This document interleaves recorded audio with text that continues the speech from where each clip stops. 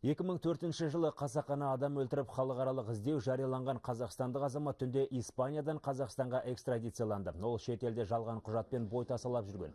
Бірақ 2007 жылы қылмыс жасап 7 жылға сотталды. Екі ел арасында экстрадиция жөнінде келісім болмағанымен, Испания билігі тергеу амалдары үшін қылмыскерді қазақстандық тарапқа берген. Одан кейін кесімді жазасын өтеу үшін Испанияға қайта жіберілген. Қазір қазақстандық азамат Астана қаласының тергеу абақтысында отыр. Ол 14 жылға бас бостандығынан айырылды.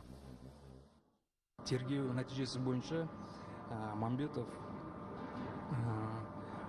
Астана қаласының қылмыстық іс жөніндегі мамандырылған аудандық сотымен 14 жылға бас бостандығынан айырылды. Ендеше испан тарабы сол Испанияда өзін толық жаза біткеннен кейін біздің мемлекетке Мамбетовты өз отанына экстрадицияланды.